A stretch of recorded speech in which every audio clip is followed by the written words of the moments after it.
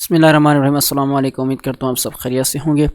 آج کی اس ویڈیو میں ہم سیکنڈ ایئر انگلش کا یونٹ نمبر 7 جس کا نام حبل ہے، اس کا آج 5th پارٹ سٹارٹ کرنے جا رہے ہیں ٹرانسلیشن کا۔ تو چلتے ہیں ویڈیو کو سٹارٹ کرتے ہیں۔ ان 1983 میں ناسا نے نام رکھا دا ٹیلیسکوپ، اس ٹیلیسکوپ کا، آفٹر دا کے بعد، ارلی 20th سینچری 20ویں صدی کے بعد میں، آخر میں، کس کے؟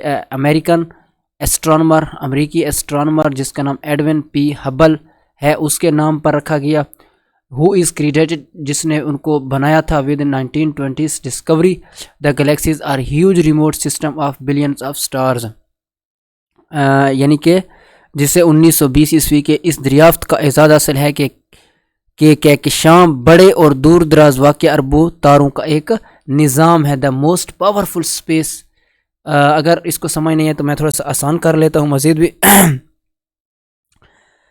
جس کے سر 1920 کی دہائی کے اس دریافت کا سہرا جاتا ہے کہ کہکشائیں اربوں ستاروں کا ایک بہت بڑا قدیم نظام ہے۔ صحیح ہے۔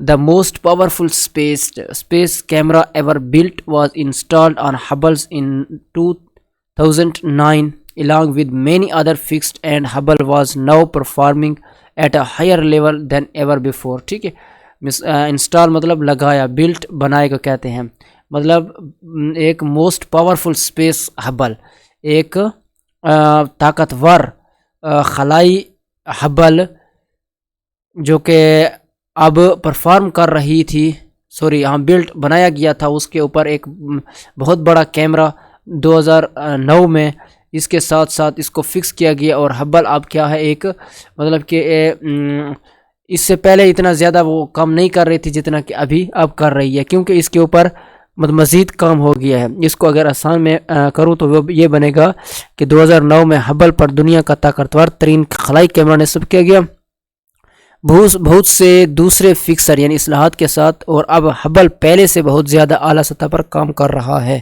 صحیح ہے، نیکسٹ پہ چلتے ہیں۔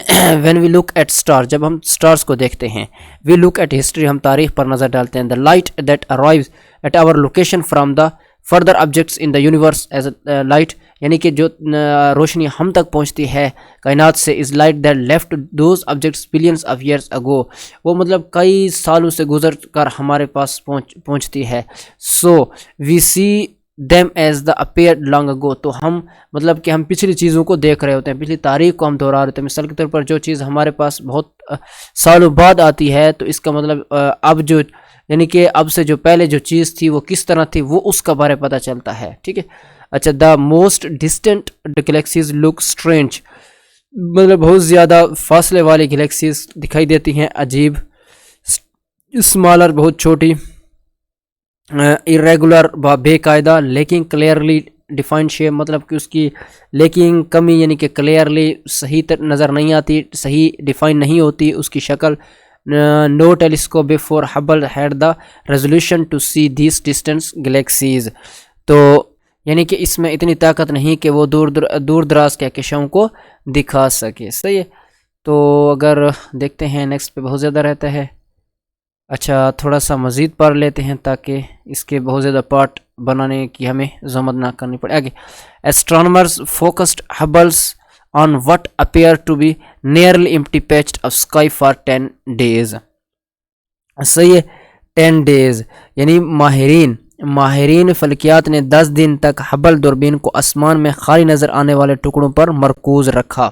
صحیح ہے، دا ریزلٹ نتیجتاً کنٹین شامل کیا 10,000 galaxies at various stages of evolution and covers a patch of sky smaller than the size of pinhead اچھا held at arm's length۔ صحیح ہے، تو یہ ملا کہ 10,000 کہکشائیں ارتقاء کے مختلف مراحل پر آسمان کے ایک چھوٹے سے ٹکڑے پر موجود ہیں، جو اتنا چھوٹا ٹکڑا جسے ہاتھ کی لمبائی پر پکڑی جانے والی سوئی کے سرے کی جسامت جیسا۔ ٹھیک ہے، the photograph of entire skies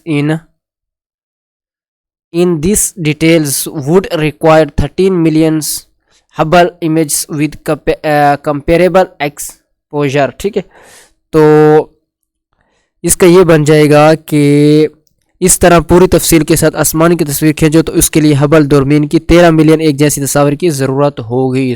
تو سمجھ رہے ہو. The stunning image was called the Hubble deep field. صحیح ہے. تو اس کو کیا کہا گیا ہے؟ اس حیرت انگیز تصویر کو ہبل ڈیپ فیلڈ کہا جاتا ہے. صحیح ہے. تو میرے خیال میں آج کے لیے اتنا کافی ہے. انشاءاللہ اس طرح کی مزید ویڈیو آپ کے سامنے لاتا رہوں گا. اگر ویڈیو اچھی لگتی ہے تو چینل کو ضرور لائک کیجیے، ویڈیو کو بھی لائک کیجیے اور چینل سبسکرائب کیجیے. ملتے ہیں اگلی ویڈیو میں. شکریہ.